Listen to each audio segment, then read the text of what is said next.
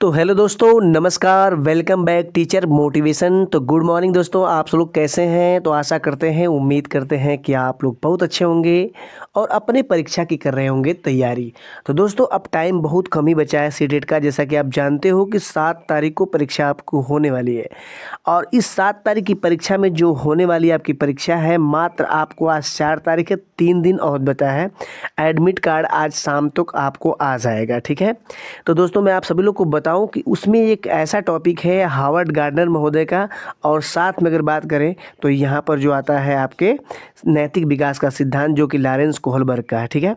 तो Lawrence Kohlberg से और साथ में हावर्ड गार्डनर महोदय से क्वेश्चन बनता है। तो हमने सोचा कि बच्चों का 2 से 4 नंबर तक हमेशा बार बार रुक जाता है। बच्चे बार बार कमेंट करते हैं कि मेरा 88 रह गया, मेरा 89 रह गया, मेरा 86 रह गया। तो देखो, 4 से 5 नंबर यहाँ आपको मिलने वाले हैं इसी 2 टॉपिक से। तो ध्यान देना, इसमें थोड़ा सा कुछ करना नहीं है, बस इनकी जो एनालिसिस है उसको थोड़ा सा देखिएगा कि ये लोग कैसे किसी टॉपिक पर काम किए हैं, उसको थोड़ा सा ध्यान देंगे तो आप लोग का नंबर बन जाएगा, ठीक है। तो चलिए, सबसे पहले वीडियो को स्टार्ट करने से पहले एक रिक्वेस्ट है। रिक्वेस्ट क्या है भाई, मैं तो पहले से ही बोलता आया हूँ कि सीटेट से रिलेटिव मैं वीडियो बनाता हूँ, साथ में शिक्षा जगत से रिलेटिव वीडियो बनाता हूँ। तो उसके लिए चैनल को सब्सक्राइब कर लीजिए और बेल आइकन को ऑन कर लीजिए। चैनल का जो भी नोटिफिकेशन होगा आपके पास पहुँच जाएगा, ठीक है। चलिए, करते हैं वीडियो को स्टार्ट। तो देखिएगा, यहाँ पर हावर्ड गार्डनर महोदय जो थे, इन्होंने बोला था कि जो व्यक्ति के अंदर जो बुद्धि होती है, ये कई प्रकार की होती है, बहुयामी होती है, ठीक है। मतलब एक व्यक्ति में कई प्रकार की बुद्धि पाई जा सकती है, ठीक है। जैसे इन्होंने बोला था कि बहुबुद्धि का सिद्धांत जो इनके द्वारा प्रतिपादित किया गया था, तो जैसे एक व्यक्ति में कितनी बुद्धियाँ हो सकती हैं, तो उसके बारे में ही एक कई प्रकार की बुद्धियों के बारे में बताए हैं, ठीक है। तो यहाँ पर देखते हैं, सबसे पहला जो इनका प्रकार दिया गया है यहाँ पर, तो ये दिए है भाषाई बुद्धि, ठीक है। कौन सी? सबसे पहले भाषाई बुद्धि। जो व्यक्ति अच्छे व्यक्ति होते हैं, जिनके अंदर वो स्टेमिना क्षमता होती है कि भाई हम भाषाओं पर अच्छी कमांड रखते हैं, ठीक है। तो जो भाषाओं पर अच्छी कमांड रखें, जैसे कवि हो गए, लेखक हो गए, ठीक है, जो वाचनकर्ता हो गए, तो ये लोग जितने भी हैं तो भाषाई बुद्धि के अंतर्गत आ जाते हैं, ठीक है। और यहाँ पर देखिएगा, यहाँ पर जो नेक्स्ट दिया गया है आपका तार्किक बुद्धि, ठीक है। तार्किक बुद्धि क्या होती है? तार्किक बुद्धि क्या होती है, इसको भी थोड़ा सा आप लोग जानिएगा। देखिए, वैसे व्यक्ति जो तर्क करने में इनकी क्षमता अधिक होगी। जैसे तार्किक क्षमता वाले व्यक्ति क्या हो सकते हैं? जैसे वैज्ञानिक हो गए, तो किसी चीज़ का जो निर्माण करते हैं, बनाते हैं, तो तर्क करके ही बनाते हैं। जो मैथमेटिक सवाल जो लगाते हैं, ठीक है, तो ऐसे व्यक्ति जो आएंगे तार्किक गणितीय बुद्धि के अंतर्गत आएंगे, ठीक है। तो टॉपिक थोड़ा सा ध्यान दीजिएगा, आसान है, बहुत ज़्यादा कठिन है कि नहीं याद कर पाएंगे आप लोग। यहाँ पर देखिए, जो स्थानिक बुद्धि जो होती है, इसमें स्थानिक बुद्धि में वे व्यक्ति आते हैं जो किसी वस्तु स्थान को याद रखने में माहिर होते हैं। जैसे चित्रकार हो गए, नाविक हो गए, मूर्तिकार हो गए यहाँ पर, ठीक है। तो देखो, मूर्तिकार से क्वेश्चन पिछली बार सीटेट में पूछा था कि मूर्तिकार जो होते हैं, इनका संबंध किससे बुद्धि से? तो स्थानिक बुद्धि से, ठीक है, स्थानिक बुद्धि से। चलिए आगे देखते हैं। आगे देखिए, शारीरिक बुद्धि। देख, शारीरिक बुद्धि से ही समझ में आ रहा है कि जिस कार्य को करने में आपकी शारीरिक क्षमता जो होती है, उसमें स्टेमिना आपकी बनी होती है, शरीर के माध्यम से जो किया जाता है। जैसे मान के चलिए, वैसे तो सभी व्यक्ति अपने शरीर के माध्यम से कार्य करते हैं, लेकिन इसमें जो रखा गया है यहाँ पर सबसे अधिक, जो किसको रखा गया है, तो सबसे अधिक जो रखा गया है इसमें अगर बात करें, तो सबसे अधिक जो रखा गया है वो खिलाड़ियों को रखा गया है, नर्तकी को रखा गया है, धावक को। ये जो तीनों दिखाया जा रहा है, जैसे जो डांस करने वाले जो महिला हो गए चाहे पुरुष हो गए, तो डांस करते हैं तो शारीरिक गति बहुत फास्ट ही काम करना पड़ता है ना।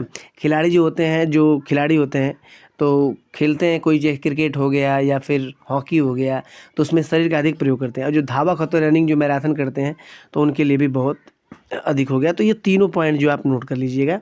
पूछ दे कभी डायरेक्ट कि आपके खिलाड़ी जो किसके अंतर्गत, तो शारीरिक बुद्धि के अंतर्गत आते हैं।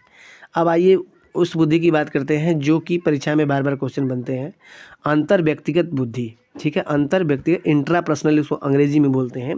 इंट्रापर्सनल मतलब दूसरे की इच्छाओं की प्रेरणा को समझे। जो दूसरी की इच्छा होती है उसको जो व्यक्ति समझ लेता है, ठीक है, दूसरे की इच्छाओं की जो व्यक्ति समझता है तो उसे इंटरपर्सनल बोलते हैं, इंटरपर्सनल बोलते हैं। तो देखो, अंग्रेजी में आप कंफ्यूज मत होइए, इंटरपर्सनल, इंट्रापर्सनल, ठीक है। इंट्रापर्सनल जो होता है वो अपनी प्रेरणा, अपनी भावनाओं के बारे में बात करता है, इंट्रापर्सनल, ठीक है। तो इंटरपर्सनल जो है, देखिए ये व्यक्तिगत बुद्धि जो है इंटरपर्सनल, दूसरी की इच्छाओं को प्रेरक समझे। जैसे कौन? मनोवैज्ञानिक जो होते हैं वो दूसरी की बातें समझ लेते हैं, नेता जो होते हैं ये भी समझ लेते हैं। तो जाहिर है कि आपका जो इंटरपर्सनल है वो सीधे सीधे दूसरी की बातों को समझेंगे। आगे देखिएगा जी, एक बुद्धि के बारे में बात किया जाए तो यहाँ पर एक बुद्धि और है, अंतरा व्यक्तिगत। ये अंतर व्यक्तिगत है, अंतरा व्यक्तिगत बुद्धि, जिसको आप बोलते हो, जिसको इंट्रापर्सनल बोलते हो। इंट्रापर्सनल जो अपनी भावनाओं की कद्र करे, अपनी भावनाओं को समझे, अपनी बातें समझे। तो वैसे जो लोग होते हैं दार्शनिक होते हैं, डिजाइनर होते हैं, ठीक है। तो ये कितने, ये जो लोग, जो व्यक्ति इतनी जितनी बुद्धि के बारे में बता रहा हूँ ना, ये सब परीक्षा में पूछे गए हैं।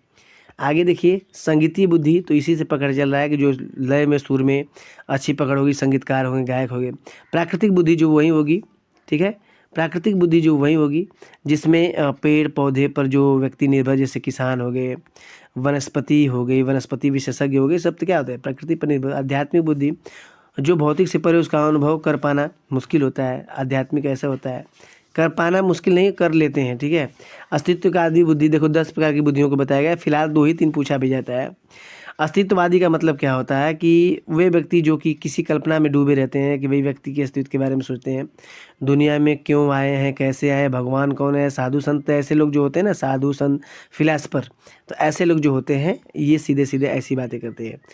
तो गार्डनर महोदय का जो ये बहुबुद्धि सिद्धांत है 1983 में आया था, तो इसको याद कर लीजिएगा आप लोग, ठीक है। चलिए आगे एक टॉपिक और है, इसके बारे में फास्ट चर्चा करेंगे, लॉरेंस कोहलबर्ग की नैतिक विकास का सिद्धांत। तो देखिए इनके स्तर 3 है, चरण 6 है। ये बात मैंने यहाँ पर लिख दिया है, स्क्रीनशॉट भी आप लिख सकते हो, ठीक है। तो यहाँ पर देखिए एक नारीवाद पर जो कि कैरोल गिलगिन थे, इन्होंने विरोध किया था कि भैया आपने नारी पर, यहाँ पे इसमें लिंग रूढ़िवादिता आप दिखा रहे हो ना, नारीवाद पर उन्होंने चर्चा किया था। तो इतनी बात बस नोट करिएगा। अब देखिए नैतिक दुविधा, नैतिक तर्कड़ा, नैतिक कार्यवाही, ये क्या होता है? जैसे मान लीजिए आप क्वेश्चन आपके पास पेपर आ गया, आपको हल करना है, ठीक है। तो आप वहाँ पर सबसे बड़ी बात है 4 ऑप्शन आपके पास आएंगे, तो चारों विकल्प में आपको सोचना है। उसमें दुविधा होती है कि मैं इसमें क्या सही होगा ना, इसमें क्या सही हो सकता है चारों विकल्प में। और नैतिक तर्कड़ा क्या होती है कि आप तर्क करके, सोच करके आप उसमें से कोई विकल्प में कोई ना कोई आप चुन लेते हो, तो ऐसी होती है। नैतिक कार्यवाही मतलब कार्य उस पर कर रहे हैं, तो ये सिंपल बात है, इसको याद कर लेंगे। देखिए जो इसमें स्तर जो होते हैं, वो स्तरों की बात करें तो यहाँ पर देखिएगा जो स्तर जो होते हैं 3 ही होते हैं, ठीक है, 3 होते हैं। यहाँ पर देखिए पूर्व परंपरागत अवस्था, परंपरागत अवस्था, उत्तर परंपरागत या नैतिक अवस्था इसको बोलते हैं, ठीक है। तो यहाँ पर देखिए जो पूर्व परंपरागत अवस्था है ये 4 से 10 वर्ष होती है, ठीक है। और इसमें दोनों पॉइंट आपको याद करना है, जो 6 चरण मैंने बताया है, तो 6 चरण को याद करना है। तो पहले में 2 चरण है, दंड एवं आज्ञा का पालन। दंड और विनिमय से डर से बच्चा करे कि ना करे ऐसी बातें सोचता है। जबकि वहीं अहंकार एवं साधनात्मक उन्मुक्ता जो होती है, इसमें बच्चा जैसे को तैसा बोला जाता है, ठीक है। जो जैसा होता है उसके साथ वैसा ही व्यवहार वो करता है, ठीक है। इसको अहम केंद्री भी बात बोला जाता है कि वो जो खुद सोचता है वही खुद कर लेता भी है, ठीक है। इसको आंतरिक सापेक्ष अनुमूलता भी बोलते हैं, आंतरिक सापेक्ष अनुमूलता भी बोलते हैं, ठीक है। तो ये नोट करिएगा। परंपरागत में 2 अवस्था है, प्रशंसा और अच्छा करने की इच्छा होती है।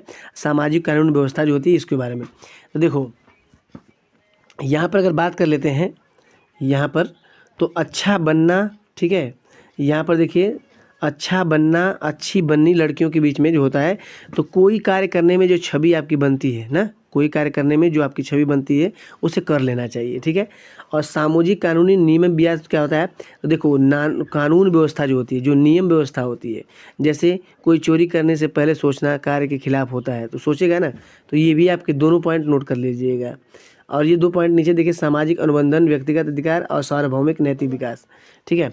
तो ये मतलब सबसे अंतिम चरण होता है। तो लॉरेंस कोहलबर्ग ने बोला था यहाँ पर पहुँचना बड़ा मुश्किल होता है, व्यक्ति पहुँचते लेकिन बड़ा टाइम लगता है, बड़ा मुश्किल होता है। तो कुल मिला जुला के मेरे कहने का मतलब यही है कि इस 6 चरण को याद कर लेंगे, याद भी हो जाएगा, कोई जरूरी नहीं है कि उसका एनालिसिस चाहिए, याद भी हो जाएगा तब भी आपका ऑप्शन सही हो जाएगा, ठीक है। चलिए तो आज के लिए इतना ही। टॉपिक अच्छी लगती है स्क्रीनशॉट जरूर ले लीजिएगा और इसको अपने पॉइंट नोट कर लीजिएगा। नोट करने के बाद इसको थोड़ा सा ध्यान दे देंगे तो आपका 5-6 क्वेश्चन सही हो जाएगा। आज के लिए इतना ही, अगली वीडियो मिलते हैं, तब तक के लिए धन्यवाद।